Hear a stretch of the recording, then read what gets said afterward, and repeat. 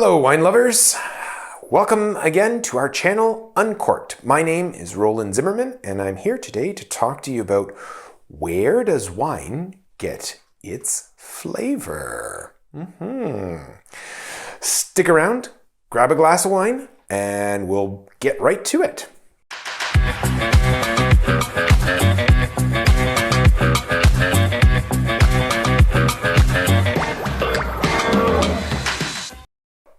Where does wine get its flavor? This is one of the most common questions we get almost on a daily basis at our retail facility here.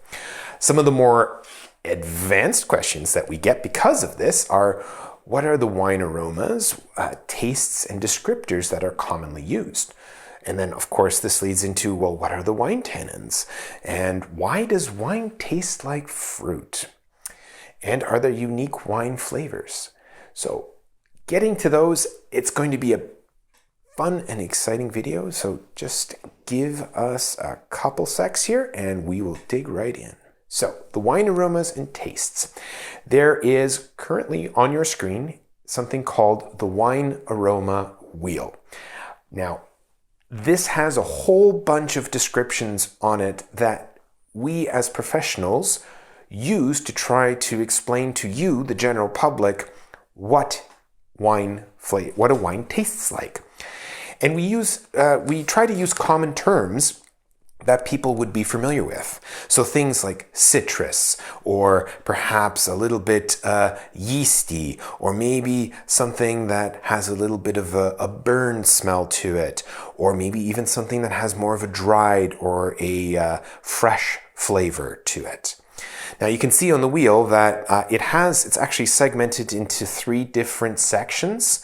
The further out you go, the more nuanced or specific the flavors are.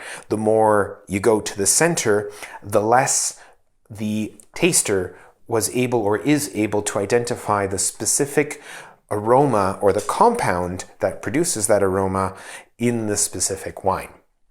I hope that kind of answers the question.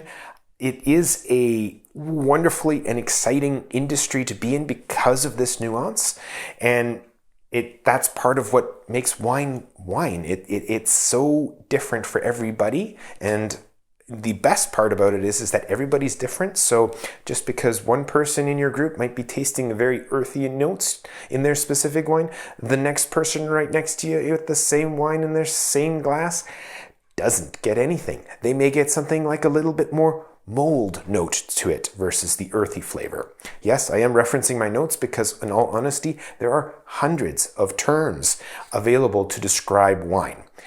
We do try to keep it a little bit easier for people, and I'll give you a perfect example as to, why does wine taste like fruit? So typically, first of all, grapes are a fruit, so that should be kind of a no-brainer. But this question came about from an individual who really had a point to make about the industry and seemed to be fairly upset about it. And he was really trying to emphasize as to we need to come up with, as an industry, we need to come up with a different set of descriptors for wine. So I had to explain to him, it's like, okay, well, right now, the wine you're drinking there has notes of citric acid and HDMF. And he kind of gave me a look and says, well, what's that? Oh, well, that's 4-hydroxy-2,5-dimethyl-3-2H-furanol, more commonly known as furanol. He still gave me a blank look, which completely I understood. And I said, or as the fruit is commonly described as strawberries. Needless to say, he wasn't particularly thrilled with my explanation, but you kind of get the idea. And as to the citric acid, that's lemons. It's as basic as you can get it.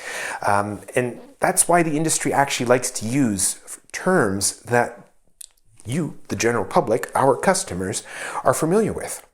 You're not going to know what HDMF tastes like. And quite frankly, unless you've gone through years of study, you shouldn't.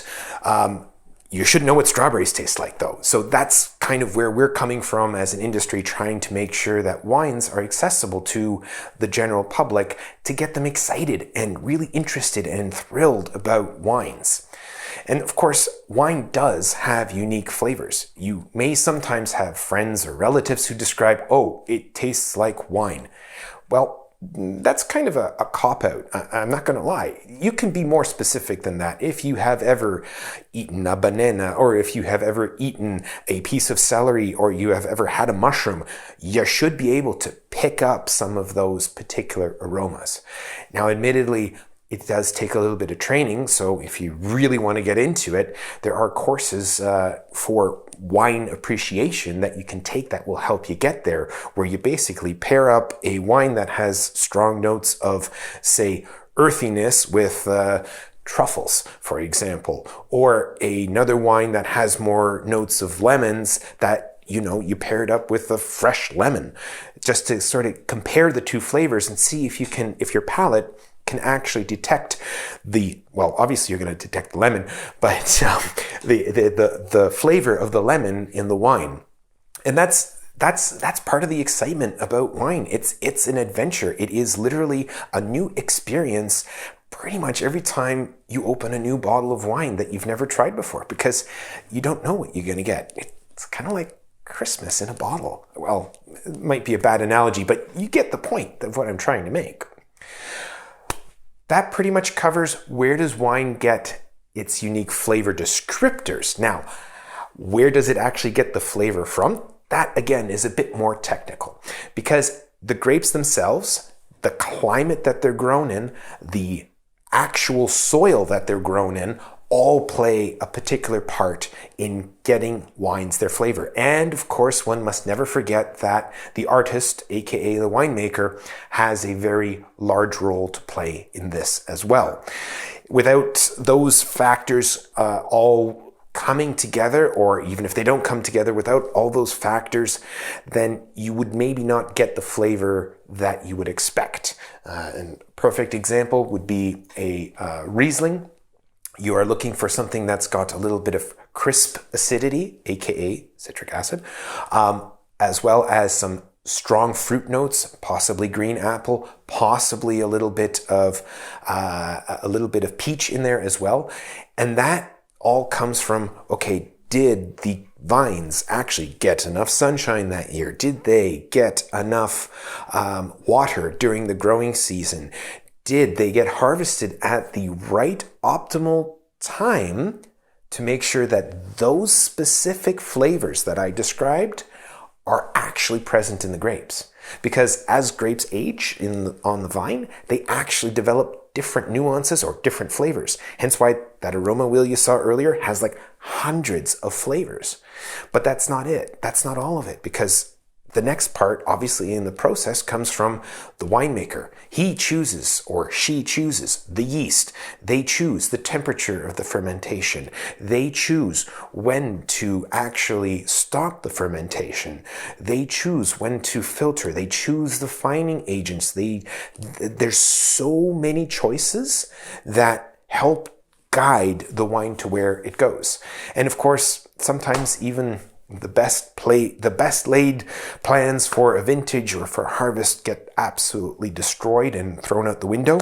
And winemakers have been known to despair about certain years, and then they come back to the wines a couple of months later, and it's like, it's a completely different wine. It's amazing what a little bit of time, perhaps some oxygen, can do to help develop flavors that you didn't know were there in the wine at the beginning. Well, my dear friends, thank you very much for listening and watching. Please drop us a like. We look forward to seeing you again. Cheers. Until next time.